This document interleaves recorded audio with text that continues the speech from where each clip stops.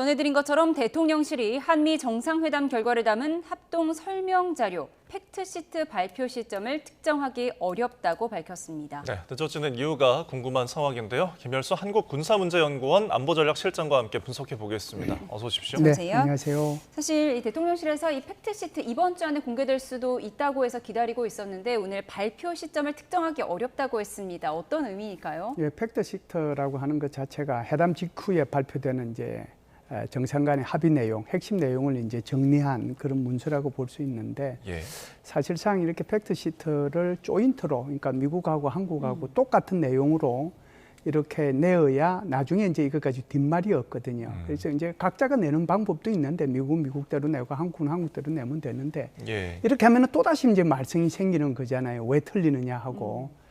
그러다 보면은 이제 지금 대통령실의 어느 분이 이제 얘기한 것처럼 글자 하나, 문구 하나, 그것이 이제 한쪽에서 이렇게 우리가 고쳐서 이렇게 가겠다고 그러면은 다른 쪽에서 그걸 받아보고 아니다, 이건 또 다시 바꿔야 되겠다. 그러면은 그걸 다시 보내줘서 그쪽에는 그쪽대로 다시 부처간에 이견을 조정해야 되고 또 이쪽은 이쪽대로 이견을 조정해야 되고 그 시간이 오래 걸리는 거죠. 그래서 팩트시트라는 것이 조인트만 아니면 쉬운데 서로의 오해를 방지하기 위해서 미국과 한국이 똑같은 팩트시트를 이렇게 발표하려다 보니까 예상보다 시간이 좀 늦어지는 것 같고 그 핵심이 아무래도 지금 원자력 추진 잠수함과 관련된 그런 내용들이 좀 있지 않는가 이렇게 봅니다.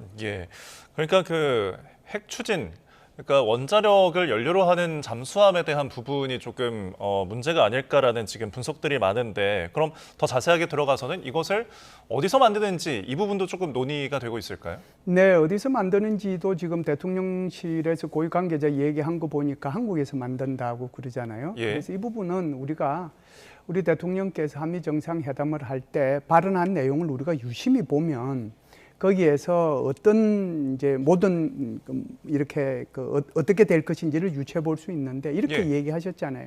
핵 연료만 주면 우리가 우리 기술로 여러 척의 재래식 잠수함을 여러 척의 그 재래식 무기를 탑재한 잠수함을 만들어서 동해하고 서해에서 배치해 가지고 미국의 부담을 좀 덜어주겠다 그런 얘기였거든요. 그러니까 이 말의 핵심은 우리 스스로가 잠수함을 건조할 수 있는 기술, 설계할 수 있는 기술 이것이 있고 제일 중요한 것은 원자력 추진 잠수함이니까 그 잠수함에 들어가는 원자로 그게 작아야 되잖아요. 그 소형 원자로를 만들 수 있는 기술도 굉장히 축적이 됐다라고 하는 것을 의미하는 거거든요. 그래서 이제 안규백 국방부 장관도 그런 얘기를 했잖아요. 우리가 30년 동안 축적이 돼 있다 그 기술이. 그래서 한국에서 만드는 것이 훨씬 이제 유리하고 좋다라고 얘기한 이유가 바로 거기에 있다라고 보는 거죠. 그래서 미국으로부터 그러니까 소위 말해서 핵 추진 연료만 공급만 받으면 우리 스스로의 설계와 건조와 그리고 원자로 소형 원자로 건조까지 해서 이걸 만들 수 있지 않는가 이렇게 보죠. 우리가 핵잠 그러지만 정확히 말하면 이제 원자력 추진 잠수함 원잠으로 부르는 것이 더 맞는데 오늘 대통령실 관계자 브리핑을 보면요. 원잠 선체와 원자로를 모두 우리나라에서 만들고 농축 우라늄만 미국에서 받아오기로 했다면서 정상회담에서 이재명 대통령이 우리가 여기서 짓는다라고 명확히 했다는 거예요. 이대로라면 우리에게는 굉장히 좋은 거고 우리가 원하던 거잖아요. 네, 우리가 원하는 거죠. 그만큼은 이제 우리 한국은 준비를 많이 해왔습니다. 저는 이게 원자력 추진 잠수함에 대해서 전문가는 아니지만 이쪽으로 아주 연구를 많이 하시고 실무를 이렇게 하셨던 분 얘기를 들어보면 정말 지난 30년 동안 준비를 많이 했어요. 그렇기 때문에 우리가 지난번에 3,600톤급 이 장영실함 그것도 사실상 진수식 가졌잖아요. 그러니까 아마 우리가 지금 목표로 하는 것이 대충 한 5,000톤급 정도 되지 않겠는가라고 보는데요. 5,000톤급 원자력 추진 잠수함 정도면 우리나라에서 설계하고 건조하고 그리고 거기에 넣을 수 있는 소위 말해서 SMR이죠. 소형 원자로, 아주 작은 원자로.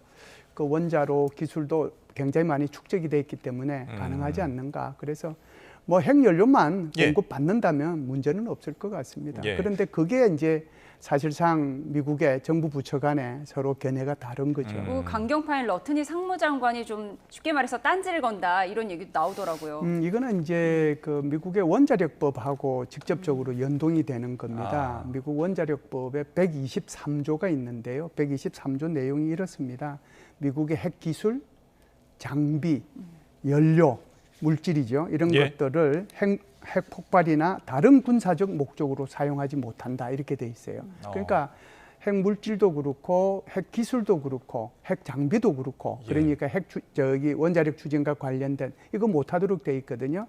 우리 한미 원자력 협정을 123 협정이라고 그래요. 그럼 123 협정이잖아요. 그 123 협정이 미국의 원자력법 제123조를 준용해서 한미 간의 원자력 협정을 개정을 해왔기 때문에 그것을 한미 원자력 협정 또는 123 협정이라고 부르는 이유가 여기에 있고, 그래서 만일에 이것을 우리가 받으려고 하면 사실상 한미 간의 특별 안보 협정을 체결을 하든지 그렇지 않으면 미 의회에서 별도로 입법을 하든지 그렇지 않으면 국방수권법이라고 있습니다. 매년 바뀌는 법인데 그 국방수권법을 통해서 다시 입법을 하든지 그래야 되거든요.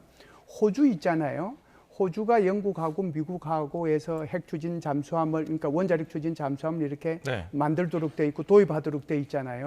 그거 의회에서 승인 받는데 무려 3년 걸렸습니다.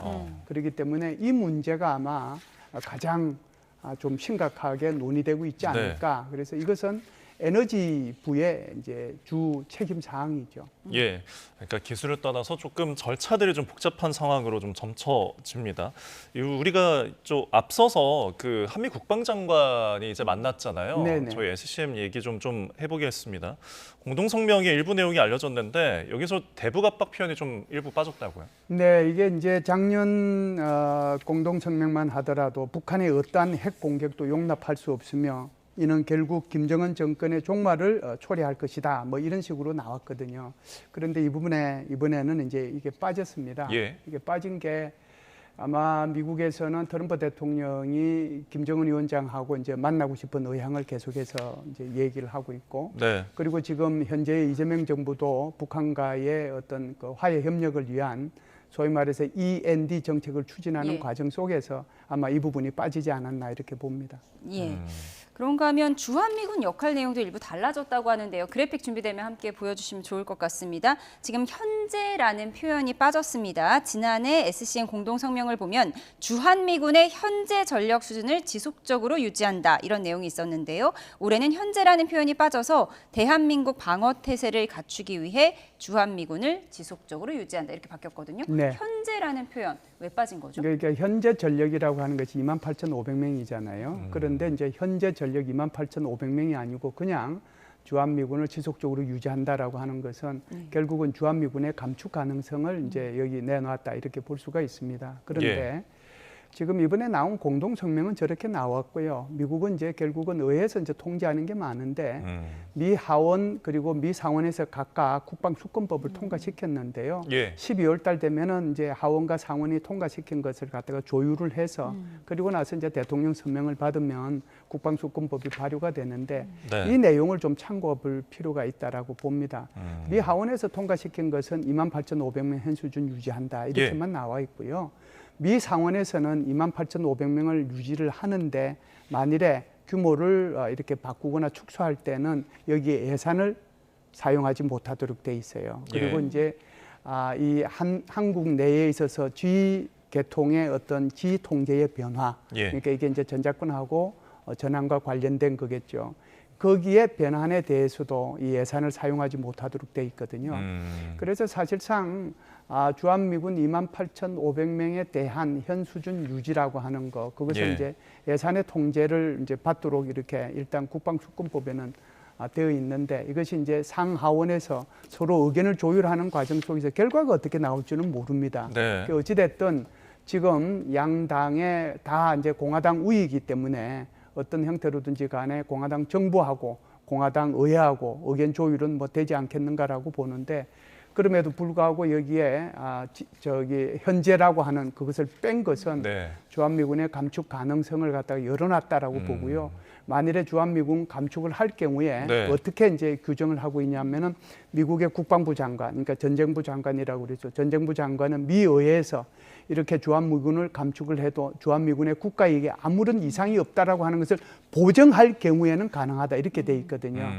그래서 이렇게 되면은 주한미군의 감축 가능성은 열려 있다 이렇게 볼 수가 있죠. 알겠습니다. 한미 협상 등 한미를 둘러싼 안보 이슈들을 좀 분석해봤습니다. 지금까지 김열수 군사문제연구원 안보전략실장과 함께했습니다. 고맙습니다. 고맙습니다.